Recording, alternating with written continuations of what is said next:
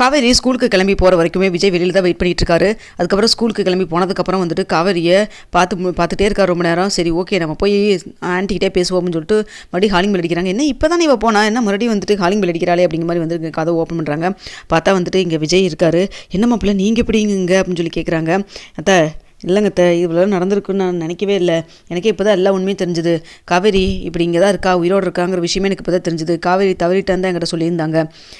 உயிரோடு நான் பார்ப்பேன்னு நான் நினைக்கவே இல்லை. இந்த 5 வருஷத்தில் நான் பட்ட கஷ்டம், நான் என்னை விடுங்க, என் பொண்ணு அம்மா இல்லாமல் பட்ட கஷ்டம் எல்லாமே ஒன்று சொல்கிறக்கே வார்த்தையே இல்லை, அந்தளவுக்கு இருக்குது. இவ தான் பாருங்கள் பொண்ணு பேத்தி பாருங்கள் அப்படின்னு சொல்லிட்டு ஃபோட்டோவும் காமிக்கிறாங்க. இதை பார்த்துட்டு சாரதா கண் கலங்கிட்டு பேத்தியை தொட்டு கூட பார்க்க முடியாத அளவுக்கு நான் ஒரு பாவி ஆயிட்டேன்ல அப்படின்னு சொல்லி சொல்கிறாங்க. அத்தை நடந்த விஷயத்தை பற்றி நம்ம பேச வேண்டாம், நடந்து முடிஞ்சதை பற்றி விட்டுருங்க. ஆனால் காவேரிக்கு இப்போ நான் எதுக்கவே வந்து நின்னாலும் அவளுக்கு நான் யாருன்னு தெரிய போகிறதில்ல அப்படி தானே அப்படின்னு சொல்லிட்டு இருக்கிறாங்க. ஆனால் மாப்பிள்ள அவளுக்கு வந்துட்டு மறந்த விஷயம் எனக்கு வந்துட்டு உங்களுக்கு இப்போ தான் தெரியுங்கிறதே எனக்கு இப்போ தான் தெரியும் அப்படின்னு சொல்லிட்டு இருக்கிறாங்க. இல்லைங்கத்த அவளை அப்படியே விட்டுறக்கூடாது, டாக்டர் என்ன தான் சொல்கிறாங்க அப்படின்னு சொல்லி கேட்குறாங்க. அவளுக்கு நம்மளே எதுவும் சொல்லக்கூடாது, அவளுக்கே ஞாபகம் வரப்போ வரட்டும்னு சொல்லிட்டாங்க. ஆனால் ஞாபகம் வரலாம் வராமல் கூட போகலான்னு வேற சொல்கிறாங்க அப்படின்னு சொல்கிறாங்க. அத்தா இது அவ்வளோ ஒன்றும் காம்ப்ளிகேஷனான விஷயம் கிடையவே கிடையாது. அவகிட்ட நான் பேசுகிறேன், கொஞ்சம் கொஞ்சமாக பேசுகிறப்போ அவளுக்கு கண்டிப்பாக பழசெல்லாம் ஞாபகம் வரும் அப்படின்னு சொல்கிறாங்க. இல்லை மாப்பிள்ள இப்போவே கொஞ்ச நாளாக வந்துட்டு அவளுக்கு ஏதோ கனவெல்லாம் வருது, உங்கள் வீட்டாளுக்கெல்லாம் கனவுல வர மாதிரி தான் அவள் சொல்லிட்டு இருந்தா. ஆனால் அவளுக்கு இது யாருன்னே தெரில. அம்மா நான் ஆப்ரேஷன் பண்ணி நம்ம ஹாஸ்பிட்டல்லேருந்து வந்தப்போ ஒரு வீட்டில் பெரிய வீட்டில் தங்கினமில்ல, அந்த வீட்டில் இருக்கிற ஆளுக்கு மாதிரி தாம்மா இருக்காங்க. அது மட்டும் இல்லாமல் ஹேண்ட்ஸமாக ஒருத்தர் அழகாக வந்தாருமான்னு சொல்லிட்டு உங்களை தான் சொன்னாவ. அது மட்டும் இல்லாமல் அம்மு உங்கள் ஸ்கூலில் படிக்கிற விஷயமெல்லாம் இப்போ தான் எனக்கு எல்லாமே புரியுது. உங்களை பார்த்துட்டு தான் நான் கனவுல பார்த்த மாதிரியே ஒருத்தர் நேரில் வந்தாமான்னு சொல்லிட்டு இருந்தா. இதெல்லாம் வச்சு பார்க்குறப்போ அவளுக்கு கொஞ்சோண்டு இப்போ தான் ஞாபகம் ஏதோ வர மாதிரி இருக்குது அப்படின்னு சொல்கிறாங்க. இதை கேட்டு இங்கே பாருங்கத்த அப்பளவே நீங்கள் ஊர்லேருந்து வந்தப்போ நான் போய் வந்து உங்களுக்கு முன்னாடி கண்ணெதிர்க்க நின்றுப்பேன். தேவையில்லாமல் என்னை பார்த்து அவள் ரொம்ப கன்ஃபியூஸ் ஆகுவா. அதனால தான் சரி என்ன மாதிரி கண்டிஷனில் இப்போ இருக்கா அப்படின்னு தெரிஞ்சுட்டு அதுக்கப்புறம் அதுக்கு தகுந்த மாதிரி அவகிட்ட மூவ் பண்ணால் கண்டிப்பாக பழசெல்லாம் ஞாபகம் வரக்கு வாய்ப்பு இருக்குல்ல அப்படின்னு சொல்கிறாங்க. என்ன மாப்பிள்ள பண்ண போகிறீங்க அப்படின்னு சொல்லி கேட்குறப்போ ஒன்றும் பண்ண போகிறதில்ல, இந்த பக்கத்துலேயே வீட்டில் பக்கத்துலேயே ஏதாவது வீடு இருந்தால் அன்றைக்கி மாதிரி தான் நான் தங்க போகிறேன், என் பொண்ணோடவே வந்து தங்க போகிறேன். நான் முன்னாடி மாதிரிலாம் நான் தொந்தரவெல்லாம் உங்களை பண்ண மாட்டேன். ஏன்னா இங்கே இருக்கிறது என் பொண்டாட்டி, அவளுக்கு க்யூர் ஆனவனுல டெய்லி அவள் என்னை பார்த்தானா ஒவ்வொரு நாளும் ஒவ்வொரு ஞாபகம் அவளுக்கு வர செய்யும்ல. வந்ததுக்கப்புறம் முழுசாக மனசார வந்துட்டு நான் தான் வீட்டுக்காரன், இதுதான் அவளுடைய குழந்தை அப்படின்னு சொல்லி அவளே தெரிஞ்சதுக்கப்புறம் கண்டிப்பாக வந்துட்டு நான் அவளை என் வீட்டுக்கு அழைச்சிட்டு போயிடுவாங்க அப்படின்னு சொல்லிட்டு இருக்கிறாங்க. அது மட்டும் இல்லைங்கத்த அவளை ஹாஸ்பிட்டல் கொண்டுட்டு போய் நல்ல டாக்டர்கிட்ட காமிச்சா கண்டிப்பாக சீக்கிரமாக க்யூர் ஆகிறக்கு வழி இருக்கும். ஏதாவது அவங்க வந்துட்டு பண்ண சொல்லி ஏதாவது சொல்லுவாங்க, டாக்டர் ஏதாவது நம்மளுக்கு ஹெல்ப் பண்ண முடியும்ல அப்படின்னு சொல்கிறாங்க. ஆமாம் மாப்பிள்ள, ஆனால் வந்து இங்கே பாருங்கள் எதுவும் கேட்காதீங்க, நான் டாக்டர்கிட்ட அப்பாயின்மெண்ட்டு போட்டுட்டேன், நான் சொன்னதாக இருக்க வேண்டாம், நான் சொன்ன டாக்டர்கிட்ட நீங்களே போய் கொண்டு போய் காமிங்க, நான் கூட தான் இருப்பேன், அங்கே தான் இருப்பேன், ஆனால் காவேரியோட கண்ணில் நான் படமாட்டேன் அப்படின்னு எல்லாம் சொல்கிறாங்க. என்ன மாப்பிள்ள சொல்கிறீங்க? ஆமாங்க நீங்களே எதாச்சியாக கூப்பிட்டு போகிற மாதிரி இருக்கட்டும் அப்படின்னு சொல்லிட்டு இருக்கிறாங்க. சரிங்க மாப்பிள்ள அப்படின்னு சொல்லி பேசிட்டு இருக்கிறாங்க. ஆனால் உண்மையாலுமே நீங்களும் காவேரி சேர்ந்து வாழ்ந்தா அதை விட சந்தோஷப்படுற விஷயம் வேறு எதுவுமே இருக்காது. இந்த விஷயத்தை நான் கங்காட்டி யமுனாகிட்டையும் நான் சொல்கிறேன் அப்படின்னு சொல்லிட்டு இருக்காங்க. இவன் எல்லாம் எப்படி இருக்கான்னு சொல்லி கேட்குறாங்க.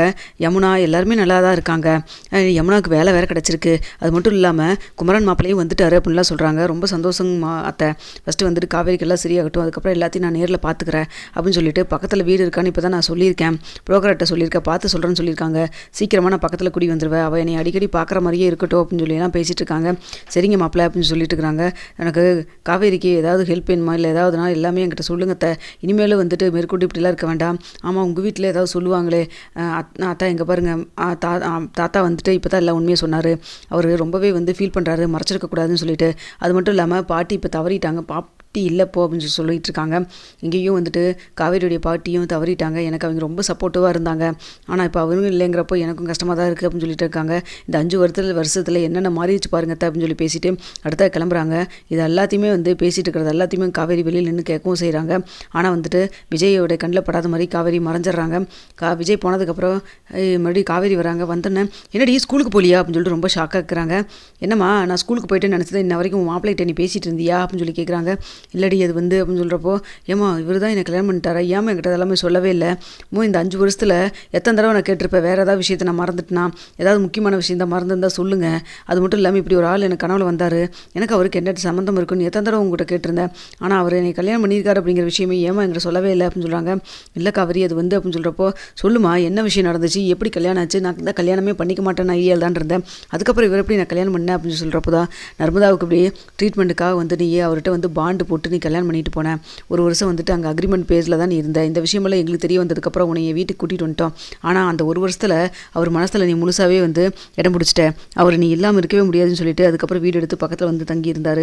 அப்புறம் தான் வந்துட்டு அவர் வந்து பண்ணுறதெல்லாம் பார்த்துட்டு அதுக்கப்புறம் அவருடைய குணமெல்லாம் எனக்கும் தெரிய வந்துச்சு, ரொம்ப நல்ல டைப்பாக இருக்காருன்னு சொல்லிட்டு அதுக்கப்புறம் கல்யாணம், அதுக்கப்புறம் நீங்கள் 2 பேரும் சேர்ந்து வாழ ஆரம்பிச்சிங்க. அதுக்கப்புறம் தான் வந்துட்டு உங்கள் 2 பேர்த்துக்கும் இடையில ஒரு குழந்தை வர ஆரம்பிச்சிது. வயிற்றில் நிறமாச கர்ப்பிணியாக இருக்கிறப்ப தான் வந்துட்டு அந்த பசுபதினால தான் ஒரு ஆக்சிடென்டே ஆச்சு. அதெல்லாம் பார்த்து அவங்க வீட்டு ஆளுக இனிமேல் வந்துட்டு விஜய்க்கு எந்த பிரச்சனையும் ஆயிடக்கூடாது அப்படிங்கிறதுக்காக வந்துட்டு உங்கள்கிட்ட வந்து இந்த விஷயத்தெல்லாம் மறந்ததாகவே இருக்கட்டும், எதையும் ஞாபகப்படுத்த வேண்டாம், நீங்கள் பொண்ணை கூட்டிகிட்டு போயிருங்கன்னு சொல்லிட்டாங்க. அது மட்டும் இல்லாமல் பேத்தி என்கிட்ட கொடுத்துட்டு போங்கன்னு சொன்னாங்க. நானும் சரி ஓகேன்னு சொல்லி நல்லது தானே, மாப்பிள்ளைக்கு வந்துட்டு வர ரொம்ப முடியல, சீரியஸாக இருக்குன்னு சொல்லி சொன்னாங்க. அவர் தவறிட்டானா எங்களுக்கு பாப்பா மட்டும்தான் எங்களுக்கு கூட இருக்கிற துணையே அப்படின்னு சொல்லி கேட்டதுனால தான் கொடுக்கணும்னு நான் நில்லவே இல்லை. ஆனால் அவங்க கேட்ட விதம் அப்படி இருந்ததுனால சரி ஓகேன்னு சொல்லிட்டு பேத்தியை கொடுத்துட்டு நாங்கள் வந்துட்டோம். அதுக்கப்புறம் தான் நடந்ததெல்லாம் உனக்கு தெரியும், உங்கள்கிட்ட நான் எதுவுமே சொல்லாமல் விட்டுட்டோம் அப்படின்னு சொல்லி எல்லாம் சொல்கிறாங்க. நம்ம இவ்வளோ விஷயம் நடந்திருக்குது, எனக்கு கல்யாணம் ஆகிருக்கு, குழந்தை இருக்குது, அப்போ அந்த அம்மு வந்து இவரோட குழந்தை கிடையாது, என் குழந்தை தானா அப்படின்னு சொல்லி கேட்குறாங்க. ஆமாண்டி உங்கள் 2 பேர்த்தோட குழந்தை தான் அப்படின்னு சொல்லிட்டு இருக்கிறாங்க. எப்படிம்மா இதெல்லாம் என்னால் ஏற்றுக்கிட்டு டக்குன்னு எப்படி நான் அவரோட சேர்ந்து வாழுவேன்னு தெரியலையே, அதனால தான் மாப்பிள்ளை வந்துட்டு கொஞ்சம் கொஞ்சமாக உனக்கு ஞாபகம் வரட்டும்னு சொல்லி ட்ரீட்மெண்ட்டுக்காக டாக்டரையும் பார்த்துருக்காரு. அது மட்டும் இல்லாமல் உன் கண்ணு முன்னாடியே இருக்கணும் அப்படிங்கிறக்காக பக்கத்தில் வீடு பார்த்து வந்து இருக்கிறேன்னு சொல்லியிருக்காரு. ஆனால் அவரும் வந்துட்டு உங்களோட சேர்ந்து வாழணும் அப்படிங்கிறக்காக முன்னாடியும் கஷ்டப்பட்டு பக்கத்து வீட்டில் வந்து இருந்தார். இப்போவும் வந்துட்டு அதே போல் பொண்ணோட சேர்ந்து வந்து வாழ்கிறாங்கிறாரு.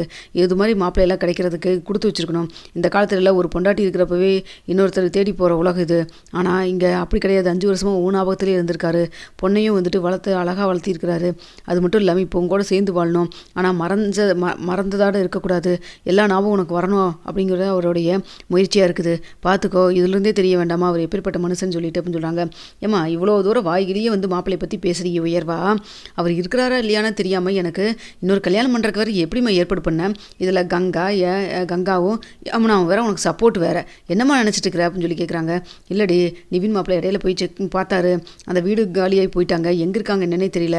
பார்த்தா அதுக்கு 2 நாளைக்கு முன்னாடி விஜய் மாப்பிள்ளையோடைய சித்தப்பா வர அன்பு வர பார்த்தேன், சித்தியும் பார்த்தேன், அவங்க எல்லாம் சொன்னாங்க வெளிநாட்டில் இருக்காங்க அப்படின்னு சொல்லிட்டு.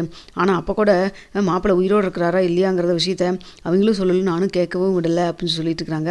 பார்த்துக்கம்மா, நீயே எவ்வளோ தூரம் நீ வந்து இவ்வளோ தூரம் இப்படி இருக்க, நீயே இதை நம்பி நேரம் நானும் வந்துட்டு யார்கிட்டே நீ சொல்கிறேன்னு சொல்லி தலையை நீட்டி கல்யாணம் பண்ணியிருந்தா இப்போ மாப்பிள்ளை இவர் வந்து நிற்கிறாரே, இவருக்கு என்னம்மா பதில் சொல்லியிருப்பேன். அது மட்டும் இல்லாமல் அவர் என்னை பற்றி என்ன நினச்சிருந்திருப்பாரு சொல்லு பார்க்கலாம் அப்படின்னு சொல்கிறாங்க. இங்கே பாருமா, என்ன நடந்ததுங்கிறது எனக்கு சுத்தமாக ஞாபகம் இல்லை. அவர் சொல்கிற மாதிரி டாக்டர்கிட்ட மெடிசன் கொடுக்கட்டும், எனக்கு ட்ரீட்மெண்ட் நான் எடுத்துக்கவும் தயாராக இருக்கேன், பழசெல்லாம் எனக்கு ஞாபகம் வரட்டும் அப்படின்னு சொல்கிறாங்க. அப்போ அவரோட சேர்ந்து வாழ்றதுக்கு இப்போ நீ போக மாட்டியா அப்படின்னு சொல்லி கேட்குறாங்க. இல்லைம்மா, அவருக்கு எனக்கு எதுவுமே தெரியாதுங்கிற மாதிரியே இருக்கட்டும், நான் கொஞ்சம் கொஞ்சமாக ஞாபகம் வரக்கு நான் ட்ரை பண்ணுறேன். அது மட்டும் இல்லாமல் அவரை பார்க்குறப்போ, அவர் எனக்காக நடந்துக்கிற விஷயத்தெல்லாம் பார்க்குறப்போ எந்த அளவுக்கு நானும் அவரை விரும்பியிருப்பேன், அவரும் என்னை விரும்பியிருப்பாருங்கிறது எனக்கு இப்போ தான் தெரிய வருது. அவர் எல்லா விஷயத்தையும் காசு பணத்தை எல்லாத்தையும் விட்டுட்டு எனக்காக வந்து வீடு எடுத்து தங்கியிருக்காரு. இதுலேருந்தே தெரியுது அவருடைய நல்ல குணமல்ல. அவரோட சேர்ந்து வாழ்றதுக்கு எனக்கு ஆசை தான்.